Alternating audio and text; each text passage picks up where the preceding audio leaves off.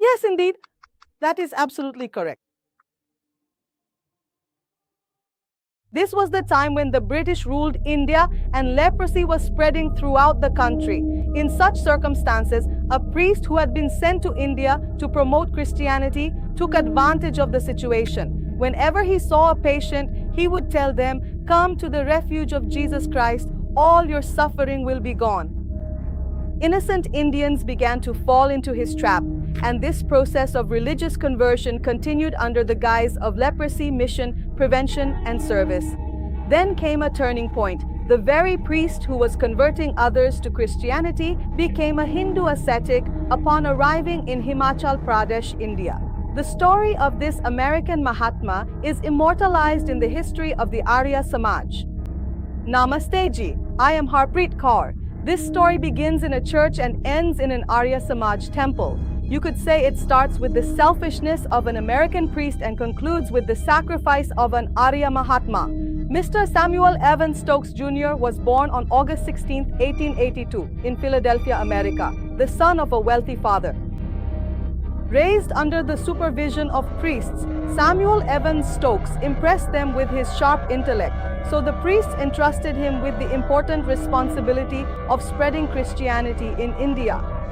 About 125 years ago, when India was under British rule, this Christian boy named Samuel Evans Stokes was just 21 years old. On the orders of the church, he was sent to India as a Christian missionary to deliver the message of Jesus Christ to Indians and to convert Hindus. In the early days, Stokes stayed in Mumbai and then in several other plains regions of the country, but due to the excessive heat, he later moved to the hills of Himachal. There was a church built by the British in 1843, located 6 kilometers from the police station in Kotgarh, Himachal Pradesh. Upon arriving here, Samuel Evans Stokes found relief from the heat. At the same time, he also got the opportunity to spread Christianity among the simple people of Himachal.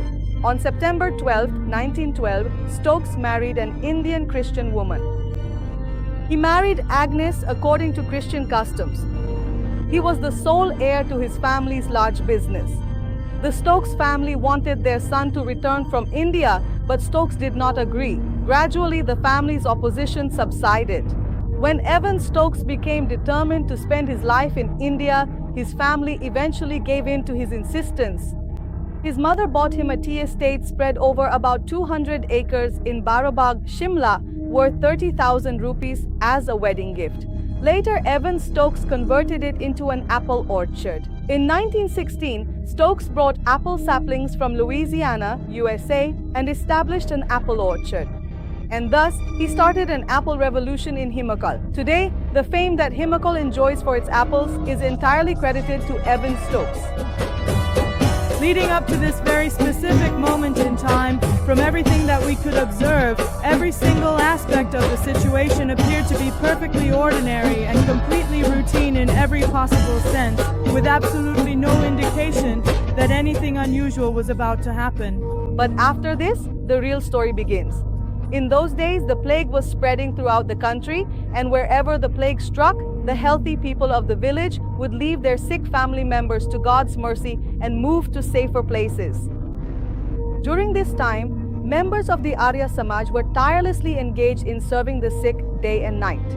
In these dire circumstances, there was a saint or Mahatma associated with the Arya Samaj institution, Pandit Rulia Ramji, who possessed such a thirst for social service that it only grew stronger even after serving day and night.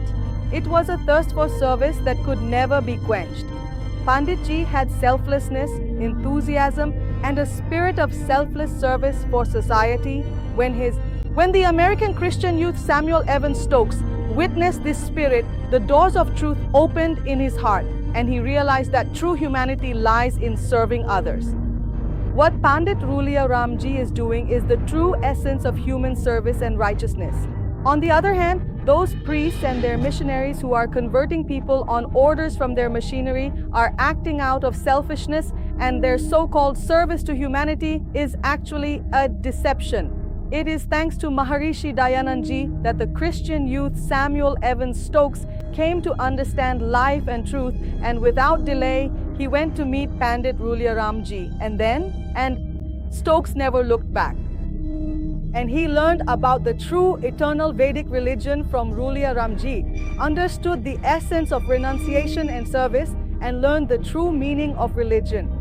This was a time when, in India, people were writing history with the sacrifice of their lives for independence. Pandit Ruliaramji advised Samuel Evans Stokes to visit the Arya Samaj temple.